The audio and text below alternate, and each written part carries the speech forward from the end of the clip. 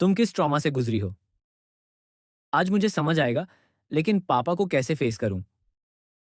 आखिरकार, क्यों मेहर मायरा का इस्तेमाल इतनी बेताबी से कर रही है? क्यों वह मायरा के मन में अपने लिए प्यार जगा रही है और अभीरा व अरमान के लिए नफरत भर रही है, जबकि वह खुद अरमान को पाना चाहती है? एक तरफ अरमान पूरे दिन मायरा को ढूंढते ढूंढते परेशान हो जाता है, वहीं दूसरी तरफ अभीरा भी उसे ढूंढने निकल पड़ती है। दूसरी ओर मेहर मायरा को सब कुछ सिखाकर, उसका ब्रेन वॉश करके उसे अरमान से मिलने भेजती है। इसके बाद मायरा वापस आकर फिर से मेहर के पास चली जाती है। यह सब कुछ मेहर के प्लान का ही हिस्सा होता है। सुपरहिट सीरियल यह रिश्ता क्या कहलाता है का आने वाला एपिसोड काफी दिलचस्प और धमाकेदार ट्विस्ट लेकर आने वाला है, क्योंकि एक बार फिर मेकर्स ने अरमान और अभीरा को करीब लाने के लिए मेहर का इस्तेमाल किया है। मेहर अपनी प्लानिंग और चालों में यह सोच रही है कि वह मायरा को अपने कंट्रोल में लेकर अरमान और अभीरा को अलग कर देगी और खुद अरमान के करीब आ जाएगी, लेकिन यह उसकी बहुत बड़ी गलतफहमी साबित होने वाली है। दोस्तों, जितना मेहर कोशिश कर रही है अरमान और अभीरा को दूर रखने की, उतना ही ये दोनों एक दूसरे के करीब आते जा रहे हैं। जहां अरमान अपनी बेटी से दूर होकर टूटने लगता है, वहीं अभीरा उसे संभालने और दिलासा देने आ जाती है। इसके बाद दोनों मिलकर अपनी बेटी को ढूंढने का फैसला करते हैं, लेकिन जल्द ही मेहर का सच सामने आने वाला है। जब मायरा मेहर के घर पर मिलती है, तब अरमान के मन में सवाल उठता है कि आखिर उसकी बेटी उस पर भरोसा करने के बजाय मेहर के पास क्यों गई? और क्यों मेहर बार बार बिना बताए मायरा के हॉस्टल जाती है, उसे मिलती है और उसे मैनिपुलेट करने की कोशिश करती है? साफ है कि मेहर का पर्दाफाश अब दूर नहीं है।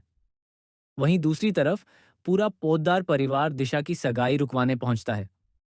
उन्हें लगता है कि वे लड़के वालों को सच बताकर यह रिश्ता तोड़ देंगे, लेकिन वहां जाकर उन्हें झटका लगता है जब पता चलता है कि लड़के वालों को सब कुछ पहले से ही पता है, आर्यन के बारे में भी और हाल ही में टूटी सगाई के बारे में भी।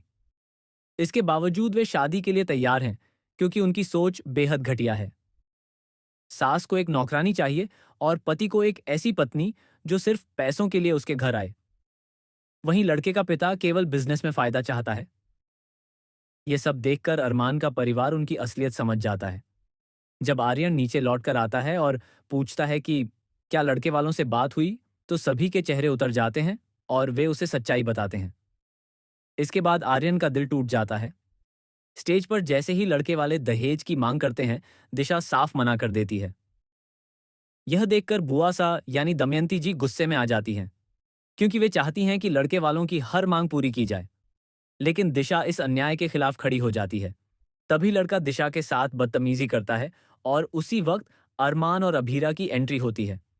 दोनों मिलकर उसे सिखाते हैं कि एक औरत की इज्जत कैसे की जाती है और दहेज लेना कानूनन जुर्म है। दमयंती जी यह देखकर हैरान रह जाती हैं कि अरमान और अभीरा वहां क्या कर रहे हैं। आने वाले एपिसोड में दिखाया जाएगा कि अरमान और अभीरा दिशा के परिवार को पूरी सच्चाई समझाते हैं।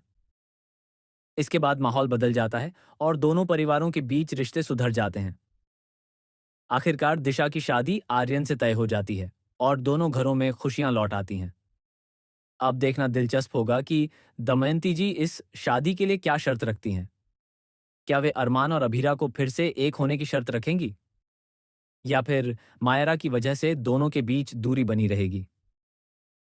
आप क्या चाहते हैं, अरमान और अभीरा एक हो जाएं या फिर कहानी में कोई नया ट्विस्ट आए? हमें कमेंट करके जरूर बताएं और ऐसे ही धमाकेदार अपडेट्स के लिए चैनल को सब्सक्राइब